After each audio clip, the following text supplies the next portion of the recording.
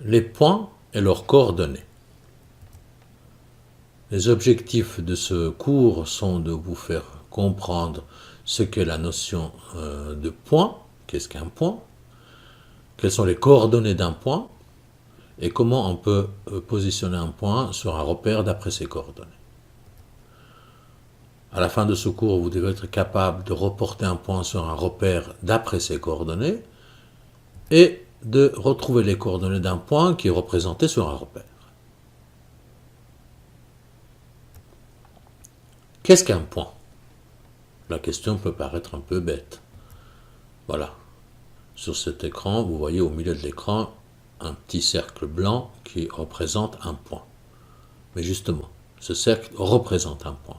Ce n'est pas un point. Car en géométrie, un point, prenons ce point qu'on va appeler A, un point n'a pas de dimension. C'est la première chose importante à savoir sur les points. Un point n'a pas de largeur, il n'a pas de hauteur, il n'a pas d'épaisseur. Alors que ce petit cercle sur l'écran, il a un certain diamètre. Si vous dessinez un point avec le pointe de votre crayon sur votre feuille, le petit tache noire que vous voyez, il a aussi des dimensions, il a une certaine largeur, une certaine hauteur, c'est du crayon, il a une certaine épaisseur, c'est de la matière. Aussi petit que vous voulez le dessiner, il aura toujours une dimension. Même si vous dessinez un point la taille d'un atome, alors que vous ne pouvez plus le voir, un atome a des dimensions. Donc, ce qu'on représente sur une feuille de papier, c'est la représentation d'un point, ce n'est pas le point. Un point n'existe pas dans le monde réel. C'est un concept. Il appartient au monde des idées. Mais ce n'est pas pour ça qu'il n'a pas un certain nombre de propriétés. En dehors du fait qu'il n'a pas de dimension, il a une position. Voilà la représentation de 3 points qui diffèrent que par une seule chose, leur position. Les 3 n'ont pas de dimension, n'ont pas d'épaisseur, n'ont pas de largeur, etc. Mais ils ont des positions différentes. Donc un point a une position. Étant donné que c'est une des rares propriétés, la seule propriété d'un point, on peut dire qu'un point, c'est une position. Un point indique une position dans l'espace. L'étape suivante, c'est de dire, bon, ok, un point a une position, comment on peut représenter la position d'un point, notamment en géométrie.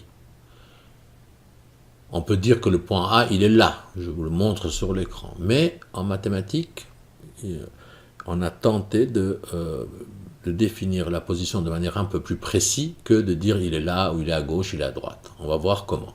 Mais avant de vous montrer comment on fait ça en géométrie aujourd'hui, on va faire un petit tour dans le passé.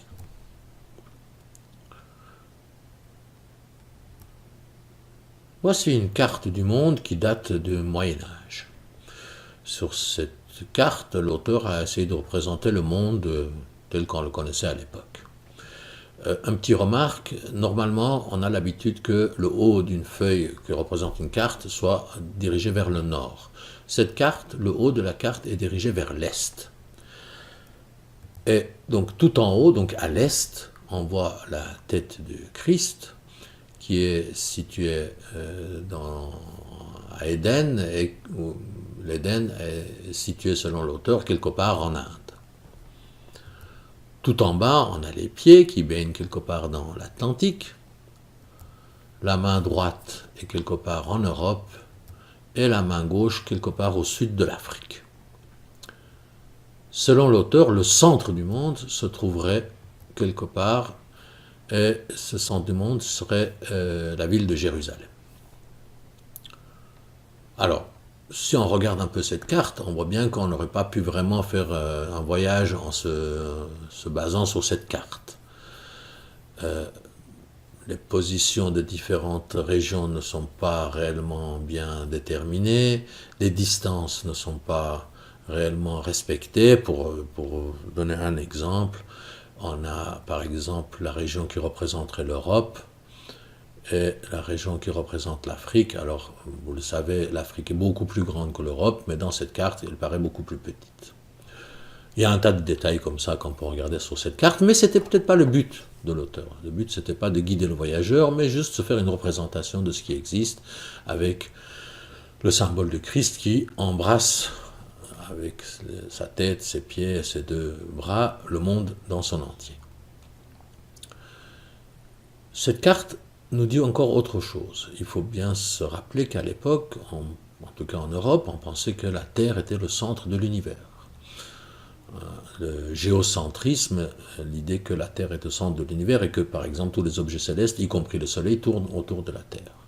À partir de cette idée, c'était assez facile d'imaginer quand on pensait, donc la Terre étant le centre de l'univers, donc le centre de la Terre devait être la région la plus importante du monde, et à l'époque, cette région la plus importante était représentée par la ville de Jérusalem, où Jésus était crucifié et qu'il avait ressuscité et vaincu la mort.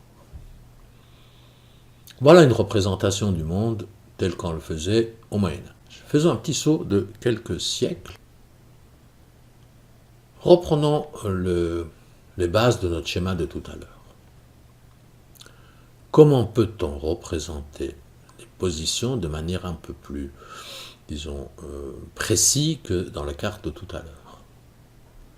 Comment, notamment en géométrie, on va pouvoir indiquer les positions des points sans recourir à un système qui est créé juste pour une occasion particulière, un système qui pourrait marcher dans n'importe quelle situation.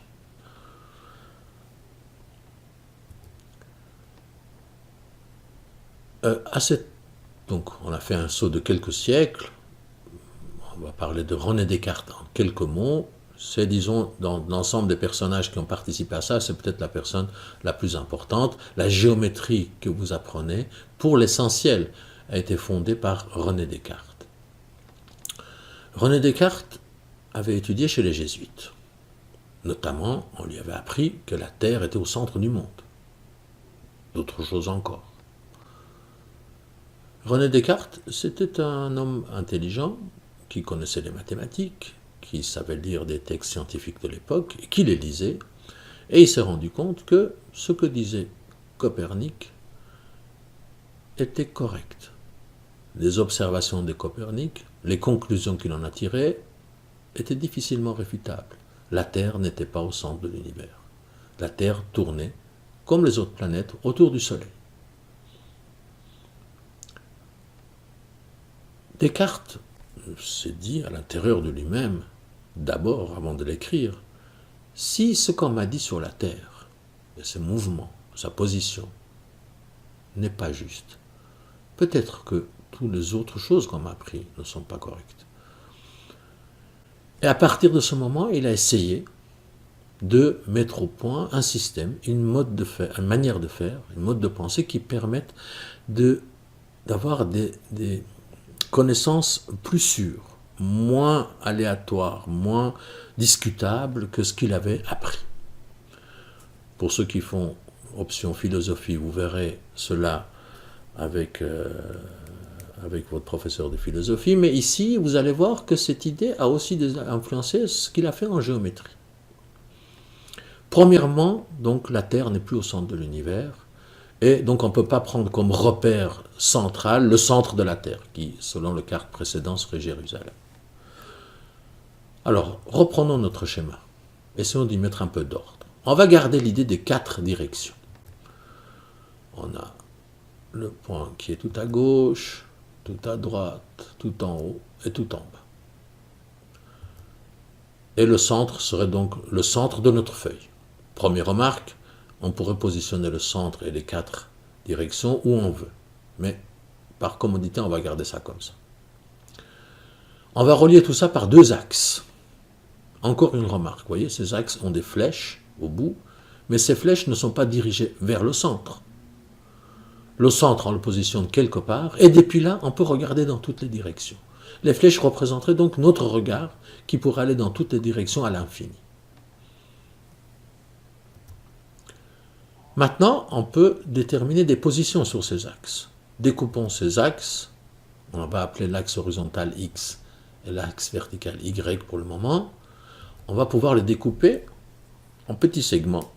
Et là aussi, on est libre de choisir la grandeur de ces segments. Là, j'ai pris par commodité chaque carré représentant une unité. Donc, en allant sur l'axe horizontal vers la droite, on a les nombres 1, 2, 3, 4, 5, jusqu'à le nombre le plus grand que vous pouvez imaginer. En allant vers la gauche, on a les mêmes nombres mais négatifs. Sur l'axe vertical, en allant vers le haut, on a les nombres positifs, et en allant vers le bas, les nombres négatifs. Voilà, gardez ça en tête. Et à partir de là, il va être assez aisé de donner la position d'un point. Par exemple, regardez le point A. Je pourrais vous dire, le point A, à partir du centre, vous allez 3 unités vers la droite et 2 unités vers le haut. On peut dire aussi ça de manière plus générale. Si on prend le point A, il correspond au point numéro 3 sur l'axe horizontal. Donc on dit que son abscisse, l'abscisse du point A égale 3. Et il correspond à 2 sur l'axe vertical. On dit que l'ordonnée du point A, c'est de 2. Ces deux nombres, 2 et 3, représentent les coordonnées de notre point A. On peut écrire juste à côté du point A, entre parenthèses 3 et 2, et cela détermine avec précision l'emplacement du point A. Si je vous téléphone et je dis prenez un système de coordonnées et positionnez un point A dont les coordonnées sont 3 et 2, si vous êtes un peu attentif, vous allez pouvoir positionner le point A exactement là où je le vois moi, sans que je vous le montre sur un schéma. Donc c'est un système très pratique.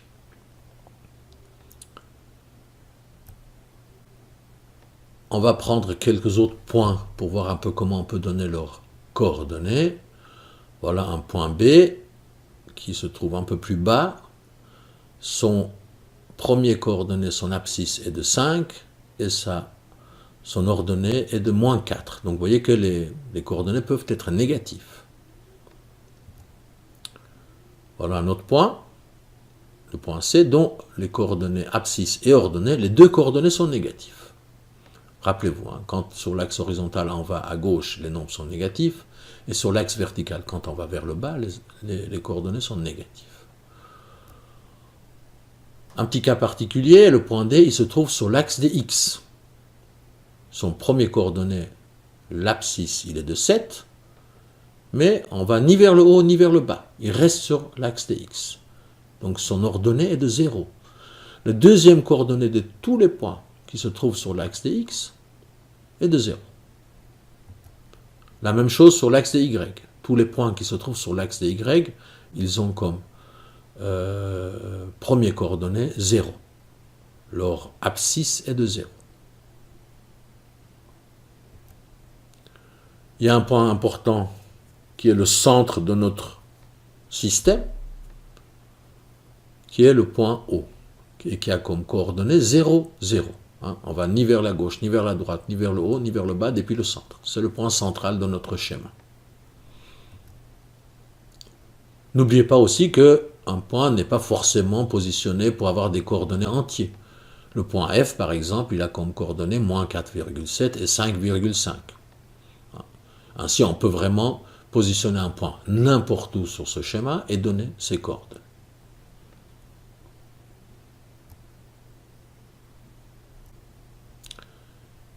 Revenons à notre carte du monde. Voilà une carte du monde un peu plus récente. J'espère que vous reconnaissez un peu les différentes régions du monde. Et essayons d'appliquer ce qu'on vient de voir pour trouver n'importe quelle position sur cette carte. Alors, on va pouvoir indiquer, simplifions le schéma, un axe horizontal qui, sur ce schéma, au fait, serait l'équateur. Alors évidemment, la Terre, c'est une sphère. Donc là, on a projeté cette sphère sur une surface plane.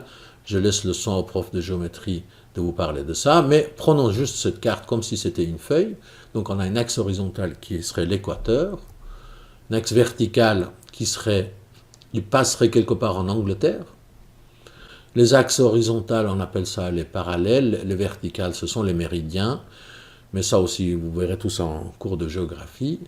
Et prenons un point le point central. Vous voyez, notre point central, ça tombe quelque part en Atlantique, ça ne correspond pas vraiment ni à une ville importante, ni à une région particulièrement en vue, mais c'est l'intersection entre l'équateur, donc l'équateur qui coupe la sphère terrestre en deux demi-sphères, et un axe qui passe quelque part en Angleterre, l'Angleterre qui était un empire important, et au moment où on a déterminé ces types de représentation, les Anglais ont imposé le point zéro, enfin l'axe vertical, quelque part, qui passe dans leur pays.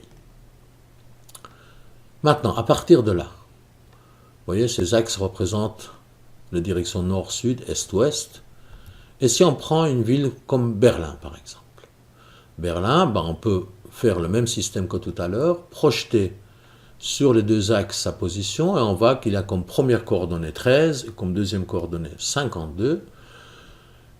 La seule différence avec ce qu'on a vu tout à l'heure, c'est qu'en géographie, on n'utilise pas des chiffres négatifs. Par exemple, 13 en allant vers est, c'est un chiffre positif, et 52 en allant vers le nord, c'est un chiffre positif. Si on allait vers le sud, ce serait négatif. Si on allait vers l'ouest, ce serait aussi négatif. Donc, on indique, au lieu de marquer des chiffres négatifs, quelle est la direction de ces nombres. Par exemple, pour Berlin, on dit la position de Berlin, c'est approximativement 52 degrés nord et 13 degrés est. Si on prend une autre ville, par exemple comme Rio, la position de Rio, c'est 22 degrés sud, 43 degrés ouest. Et en prenant des degrés et des fractions de degrés, on peut positionner avec une très grande précision n'importe quel point sur le globe.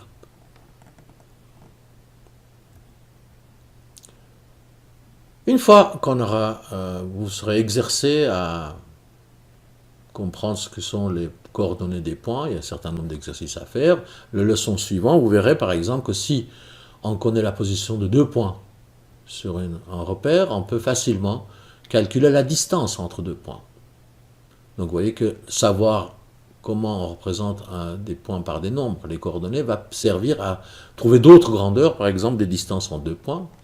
Vous pourrez aussi facilement trouver les coordonnées de milieu d'un segment de droite, le milieu de AB par exemple. Mais tout cela, on le verra dans la leçon numéro 2.